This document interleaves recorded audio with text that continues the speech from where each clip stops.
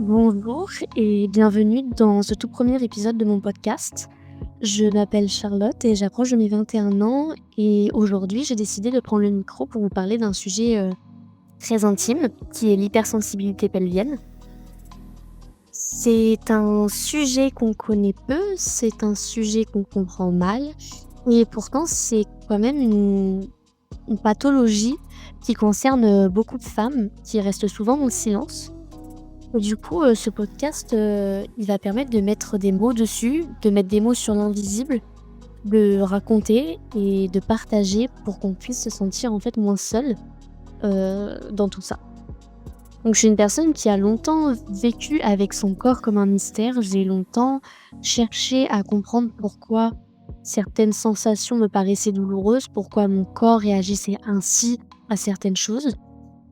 Et un jour, j'ai entendu ce mot, l'hypersensibilité pelvienne, lors du coup, d'un diagnostic et en fait, mon diagnostic d'ailleurs. Ça a été le début, de la guérison et le soulagement aussi de quelques années de douleur et d'invisibilisation, médicale. C'est un terme qui est assez important et dont on reparlera, lors de prochains épisodes. J'ai connu les premiers symptômes assez jeune, vers la primaire, donc vers, 8-9 ans environ.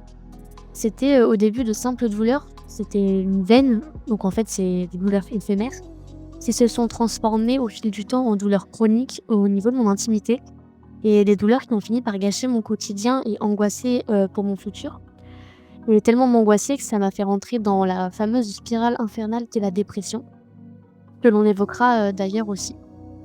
C'est une des conséquences phares des douleurs chroniques.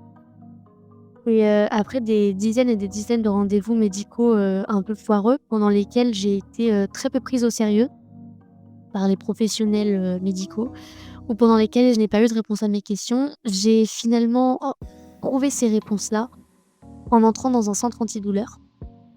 Là-bas, on m'a donné un diagnostic, ce qui fait du bien au moral. On m'a donné des choses à faire pour aller mieux et aujourd'hui d'ailleurs, je peux le dire, les choses vont beaucoup mieux. J'apprends, à comprendre mon corps, à comprendre comment il fonctionne, j'apprends mon fonctionnement et ma sexualité, ce que d'ailleurs je pensais jamais pouvoir faire et j'y vais vraiment à tâtons, j'essaye d'apprivoiser, mes réactions et ce sans quasi sans douleur en fait, aujourd'hui. Donc j'ai vraiment eu envie de créer ce podcast dans le but de créer un espace de parole autour de ce sujet. J'aurais aimé, entendre ce genre de contenu au début de mon parcours pour me sentir moins seule et pour me sentir, comme les autres, d'où le titre de mon podcast. Donc j'ai voulu le créer pour les autres, pour aider d'une certaine manière, pour sensibiliser aussi. Quand on a des proches qui sont dans ce cas-là, ça peut être utile de trouver des informations pour pouvoir aider ou pour pouvoir comprendre ce qui se passe sur, des podcasts, ça peut être intéressant. Et pour, moi aussi, pour, me souvenir de tout ce qui s'est passé, me souvenir de ce parcours semé d'embûches et tout ce que je ressentais à ce moment-là et de tout ce que j'ai essayé de faire pour que ça s'arrange.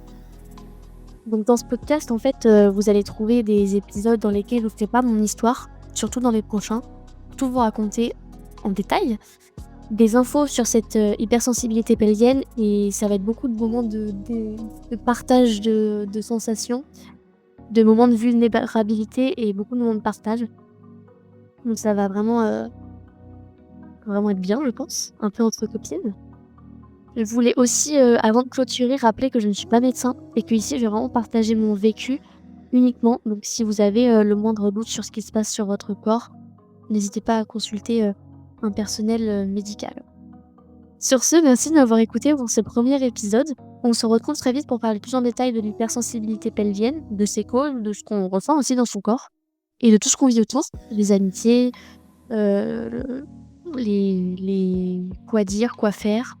Donc dans le prochain épisode, je vous raconterai en détail mon histoire, mon parcours et donc je vous invite à me suivre et à rester branchés. À bientôt!